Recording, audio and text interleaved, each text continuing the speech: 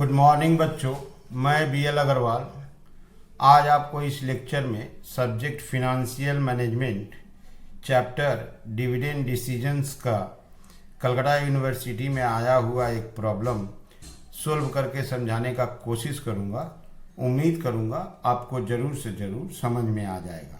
ठीक है, ये रख दिया आपके सामने CU 2020 सेमेस्टर 6 में आया हुआ डिविडेंड डिसीजन चैप्टर का क्वेश्चन।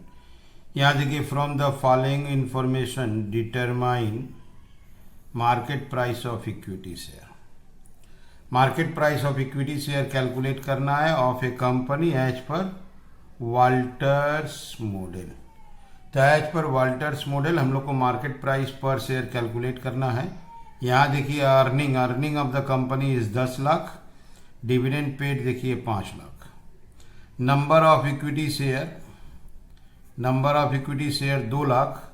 तो अगर अर्निंग 10 लाख है, नंबर ऑफ शेयर 2 लाख है, तो अर्निंग पर शेयर 5 रुपया होगा और डिविडेंड इसको पर शेयर 2 रुपया 50 पैसा होगा। दैट इज, इसको 2 लाख से डिवाइड कर देंगे।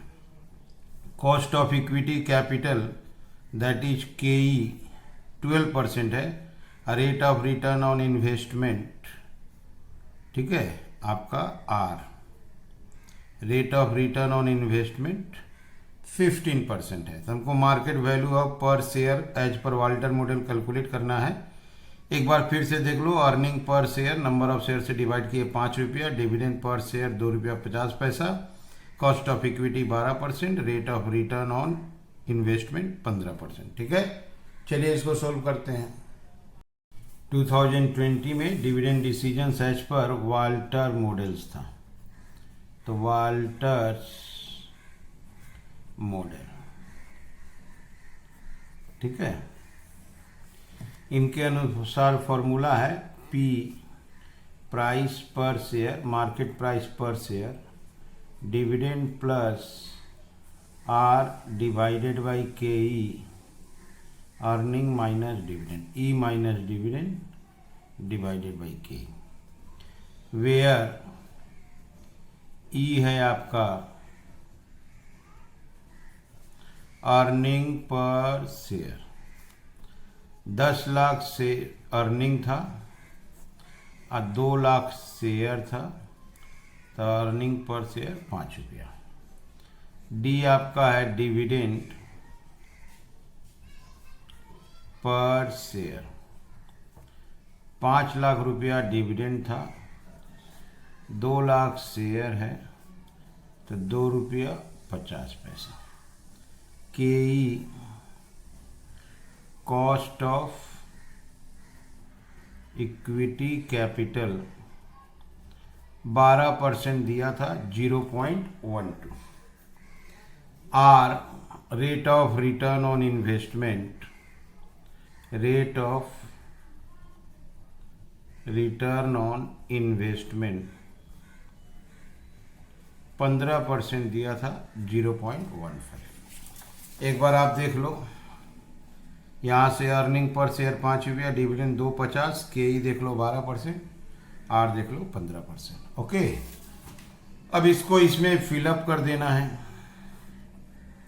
डिविडेंड 2 रुपया 50 पैसा प्लस 0.15, 0.12, 5 रुपया माइनस 2 रुपया 50 पैसा, 0.12, 2 रुपया 50 पैसा प्लस 0.15 डिवाइडेड बाई 0.12 इंटू 2 रुपया 50 पैसा, 3.125,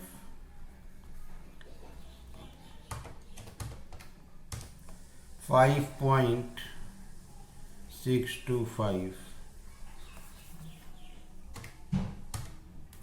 डिवाइडेड बाई 0.12, 46,875, 46,888 कर लेते हैं।